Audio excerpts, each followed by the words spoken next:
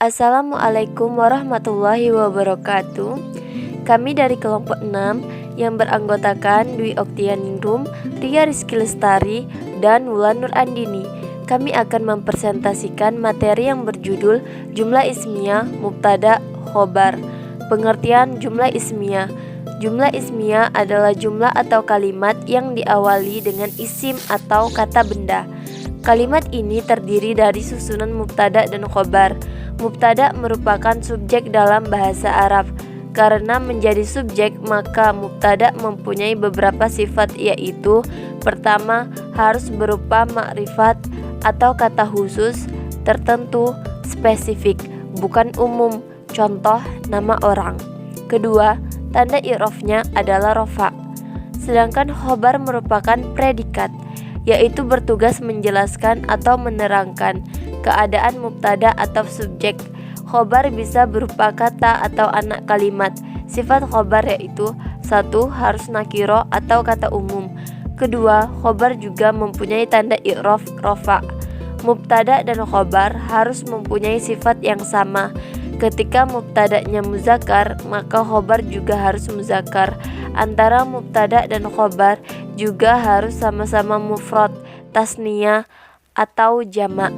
Mubtada diterangkan dalam kitab Mutamimah Ajurumiyah bahwa mubtada dibagi menjadi dua, yaitu yang pertama, mubtada isim dohir.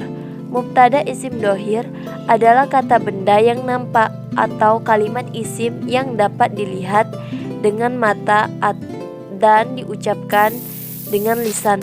Contoh, Zaidun muslimun. Kedua, mubtada isim domir. Mubtada isim domir adalah kata ganti dari kata benda.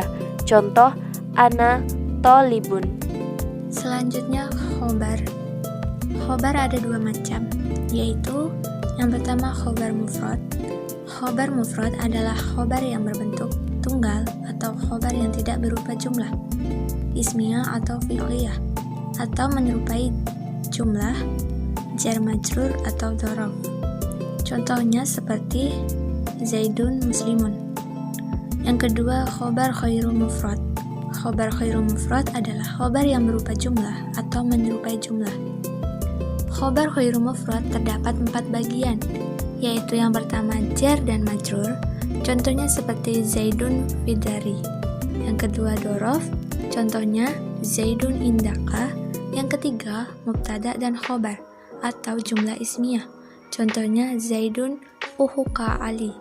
Dan yang terakhir ada fi'il dan fa'il atau jumlah fi'liyah. Contohnya Zaidun fuma ubuhu.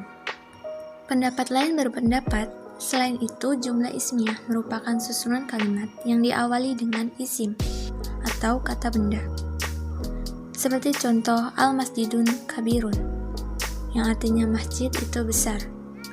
Dari contoh tersebut, lafal al-masjidun adalah mubtada dan lafal kabirun adalah khobar. Mubtada adalah isim yang terletak di awal jumlah yang dibaca rofa.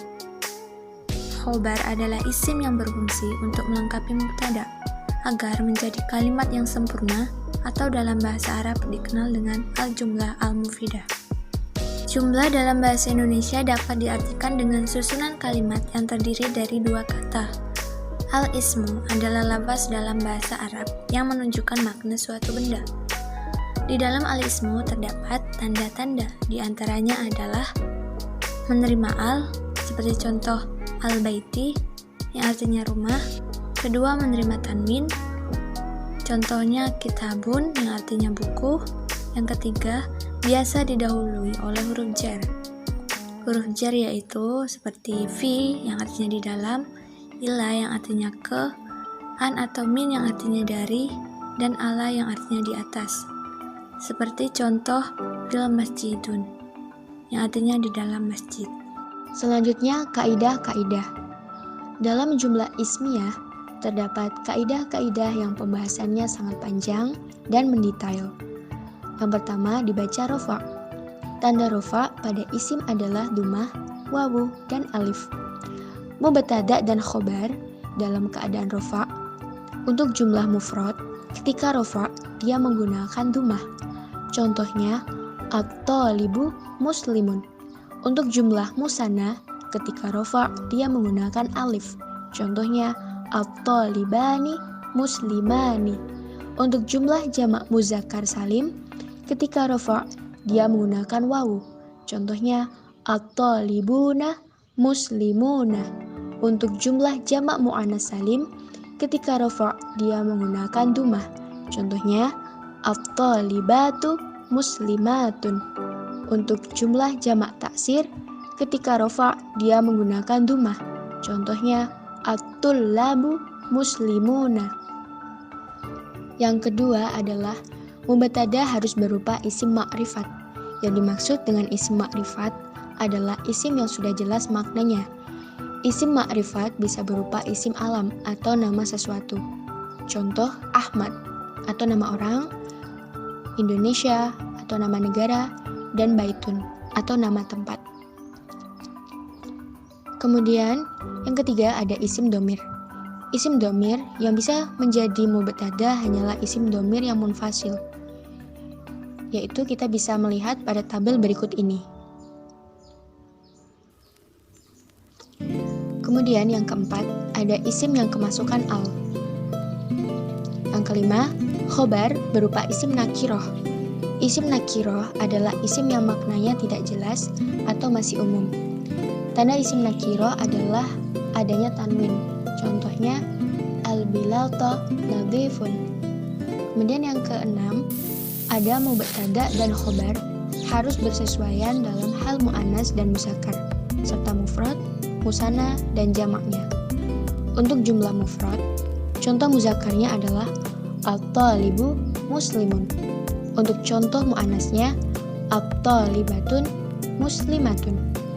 Untuk jumlah musanna, contoh muzakkarnya adalah at-thalibani muslimani. Untuk contoh muannasnya at-thalibatani muslimatani. Untuk jumlah jamak salim, contoh muzakkarnya adalah at-thalibuna muslimuna. Untuk contoh muannasnya at-thalibatu muslimatun. Untuk jumlah jamak taksir, contoh muzakkarnya adalah at-tullabu muslimuna. Sekian presentasi dari kami. Mohon maaf atas segala kekurangannya. Semoga materi hari ini bisa bermanfaat bagi kita semua. Saya akhiri. Wassalamualaikum warahmatullahi wabarakatuh.